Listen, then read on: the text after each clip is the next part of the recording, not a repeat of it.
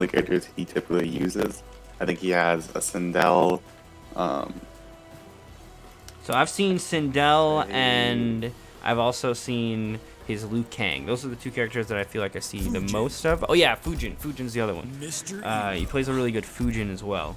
So we are, looks like, going to be treated to his Fujin off the start. I'm sorry, but the team name is too long. Yeah, definitely gonna be an interesting match. But Bluelinkys is often go with the noob Saibot pick. I, for one, I've been playing a bit of noob Saibot lately, and I actually think this is a very good matchup for Seeing Double. Getting to control Fujin, where Fujin's like to do the 4-3 a lot. That's just not really an option against Seeing Double's low slides. Yeah, this will be interesting to see how the Noob Saibot match goes. I also feel like Noob Saibot does well in the Fujin matchup, or at least doesn't struggle in it. I think it might be a little bit too early, and I might not be playing the right Fujin players to get a full grasp of how the nuances and everything work, but for the most part, it does feel like the things that Fujin brings to the table don't necessarily frighten Noob Saibot, and Noob Saibot's able to play at a range where he's a little bit more comfortable than Fujin is. So far, Blue has been in the driver's seat here, catches him out of the air. That will be enough to finish it off, and Sebasga definitely struggling to find a rhythm. Yeah, I mean, I can't say that I've ever seen Bluelinkys Noob Saibot, but he's definitely making this character look incredibly strong. Oh, here we go. A nice combo in the corner. Yes, in the corner, Noob Saibot definitely hits like a truck, and he's loading up those crushing blows so quickly. And this is Bluelinkys just not giving Sebasga a break.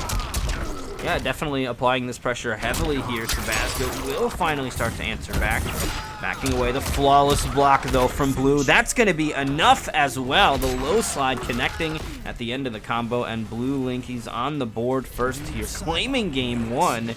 And honestly, that looked like a dominant performance there. Blue just pushed his opponent into the corner, and Sebasga was not given much room to play with once they found their way there.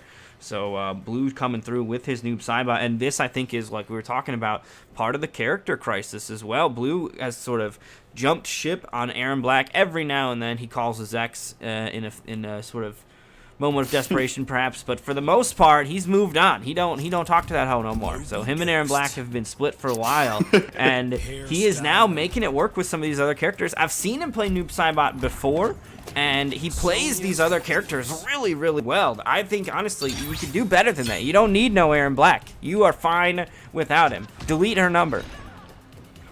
All right, I think it's safe to say Dream might not be a fan of the Aaron Black. No, he shoots my homies in cold blood right in front of me. I have to watch them die. I send my guy out, like, yo, go hug that guy. Noob Saibot's a good guy, right? He's just trying to send out love into the universe, and Aaron Black just guns him down in the street. He's a criminal. Just guns him down.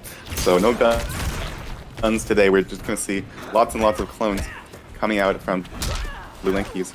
And I would say I think this as well is a very good pick for Noob Saibot. I'm surprised that we haven't seen the Liu Kang pick coming from Sebasga. But nevertheless, this is Sindel, so mix is going to be a thing. Yeah, we may end up seeing, you know, Sebasga bust out the Liu Kang after this, but so far, Sebasga not. I mean, this looks bad, but we are a scream crushing blow away from this being Sebasga's round. That is how obnoxious that can be. And it goes like half screen, so Blue needs to still be careful. He's dead! I mean, that's it. Quick confirm into the fatal blow. Sebasga ever looking for an opportunity, and he definitely found one, as he will go ahead and claim round one. Has to spend the fatal blow to do it, but he kept intact a bunch of other key resources, such as that scream crushing blow. Also want to give a thanks to DEA Supra 480 for the follow. Thank you, thank you, thank you. Glad you're having fun with us here in the Nightmare series. Checking out the Xbox side of things, which we might not have to say anymore in about a month here. Because if UMK11 has full crossplay, we're going to be opening the floodgates, and this is going to be everybody's playground, not just Xbox. Yeah, it's going to be so interesting to see how that... I mean, we have a bunch of PlayStation players come through. We see them frequently. They come say hi. They like to watch. They just don't have Xboxes, so they can't come play. But if they don't need Xboxes to come and play, I think that if we can get rid of that barrier of entry, we'll have a lot more players kind of showing up. We've proven that we kind of run a really decent show around here, so I'm sure that more people would love to get involved. And like I was saying earlier, I'd love to see you guys get involved in all the cool and awesome events that we have all around the MK-verse. You know, we're blessed to have such a great netcode, and the community's really been taking advantage of that. Taking advantage of other things, though, is Blue, as he goes ahead and goes into that Fatal Blow confirmed, claims a round for his own, and we've got a final round here in Game 2. Sebasga and Blue both off of their Fatal Blows, so it's all going to come down to an honest match here, but Blue has been getting those clone hits. So far, though, Sebasga is jumping over every single one here. I think it also is worth noting that even though both players spent their Fatal Blows... Okay, what? Alright, well now Sebasga's starting to take it. Both these players also have arguably a second Fatal Blow, where Noob Saibot's Clone Crushing Blow and Sindel's Screen Crushing Blow. But it may not even have to be used, and that is going to be it. Ooh, nice kill there. Sebasga going to claim Game 2. Big damage there at the end. And Blue, I think it was when Blue got caught on that teleport, that was rough.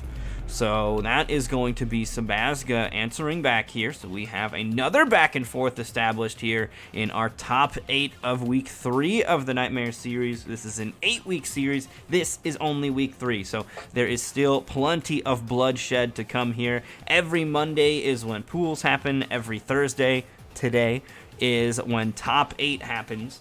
So really looking forward to the rest of the season, but tonight's top 8 is full of some potential new faces to carve into the stones as our champions here. Sal looking for his first. He's in winners finals. That could be huge. We've also got Bluelink and Sebasga, both of them looking to maybe have their first Nightmare Series victory. But only one of them is going to survive here in this matchup, as that is what is currently on our screens. What's going on, Tiza? Yeah, definitely. These boys are definitely put up a show for us. We will just have to see if this set is going to go the distance.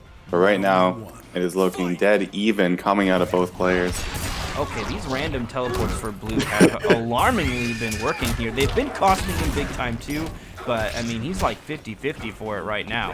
So very nicely done by Blue. And the other thing too, Blue sticking to his guns. He is going to continue to play it out here as Noob Saibot. Also want to give thanks to Stay in Free, Numbers Matter, and Jerry135 for the follows. Thank you, thank you, thank you. Glad you guys are having fun with us here in the Nightmare series.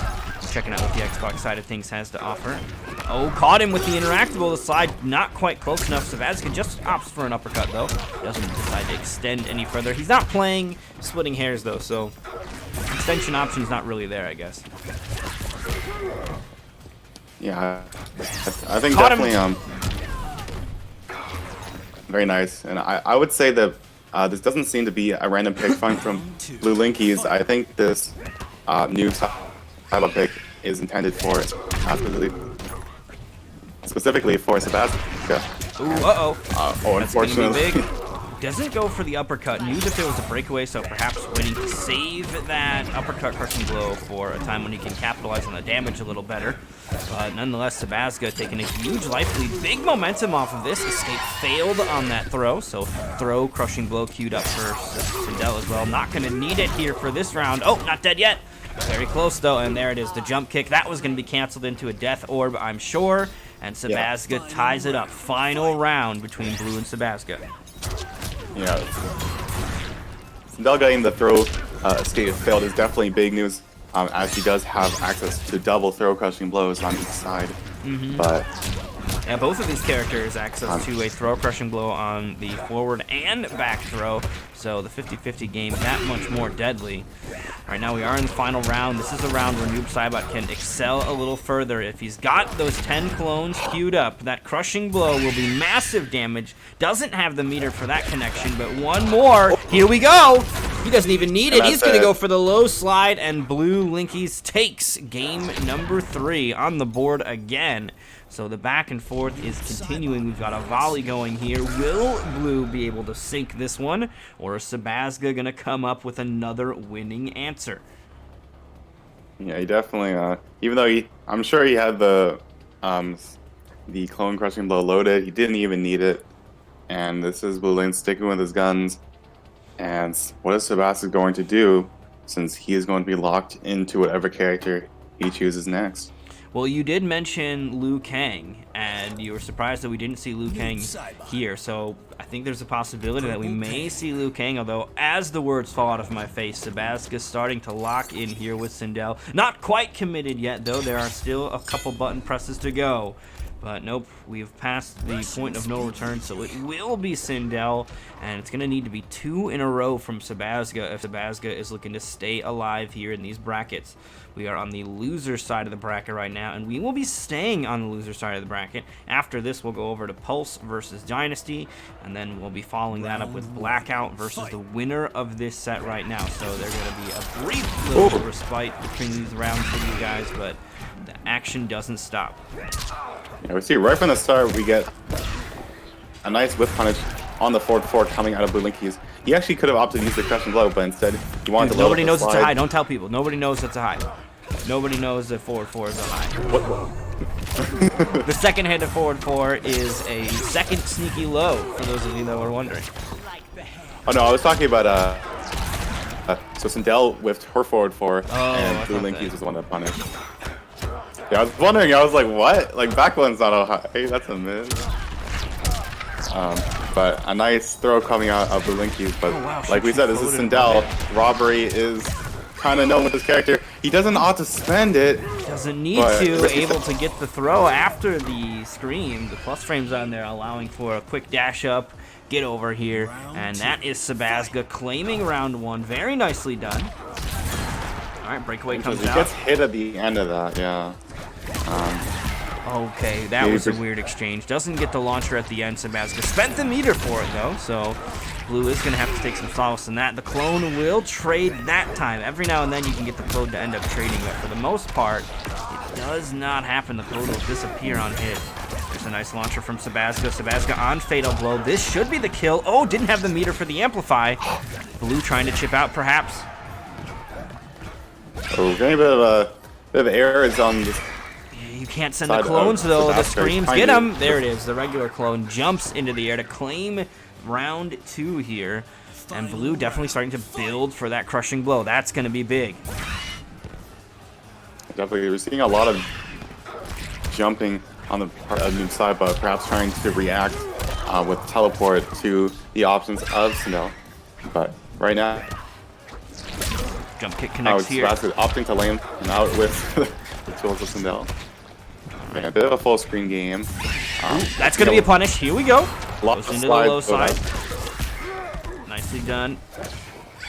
Blue. Okay, that is going to be another punish. This should be the crushing blow as well. Look at that. Big damage, 36%. Obviously not enough to kill, but Sebasga now on life support. No defensive meter left either. One more of those clones even on block will finish the job. Can Sebasga turn this around? The teleport catches her, trying to swing with the overhead, but Bluelinkys not having any of it.